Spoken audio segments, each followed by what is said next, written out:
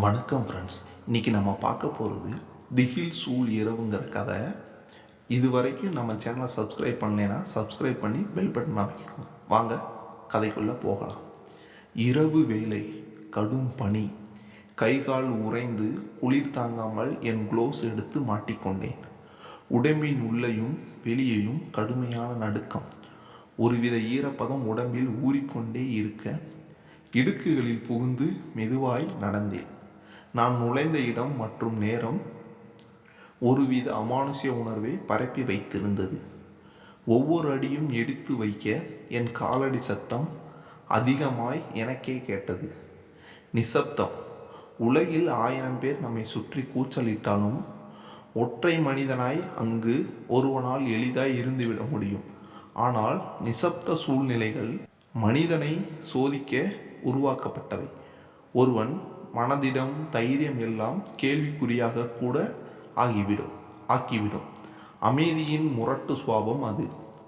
அந்த அறைக்குள் நுழைந்தேன். வெளிக்காற்று சிறிதும் உள்ளே நுழையவில்லை.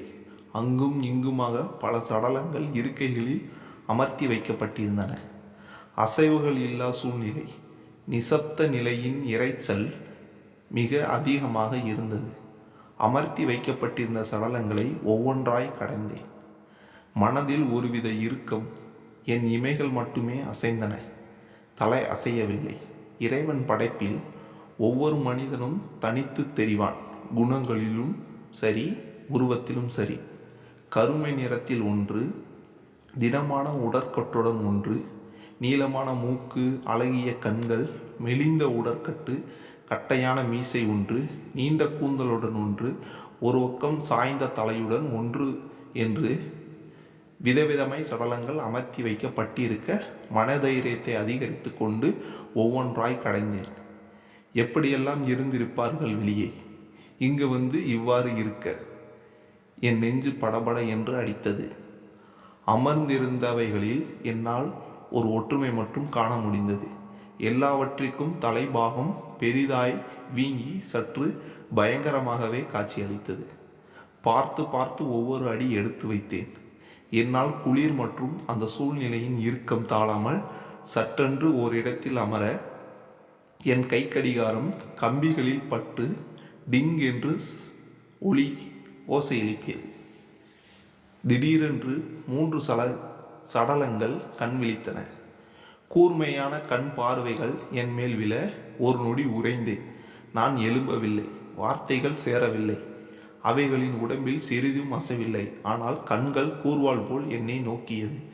என்னால் பார்வையின் வீரியத்தை தாங்க இயலாமல் என் கண் இமைகள் கீழே விழ அவைகள் மீண்டும் கண்கள் மூடின.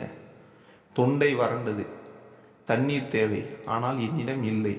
சுற்றி எவரிடம் கேட்பதற்கு மனிதர்களின் நடமாட்டம் இல்லை. எச்சில் முழுங்கினேன். ஒரு கணம் சிந்தித்தேன். இப்படிப்பட்ட சூழ்நிலைகளை சமாளிக்க அவர்கள் வழியே சென்றால்தான் முடியும். எதிரே இருப்பவைகளை உற்று நோக்கினேன். உன்னை உன் வழியில் எதிர்கொள்வதுதான் சரி என்று எண்ணினேன். மனதை பக்குவப்படுத்தினேன். அடுத்த நொடி என் தலை இரு பக்கமும் வீங்க ஆரம்பித்தது. அவர்களைப் போல் அசைவற்ற சடலமானேன். அந்த உலகில் சத்தங்கள் அதிகம்.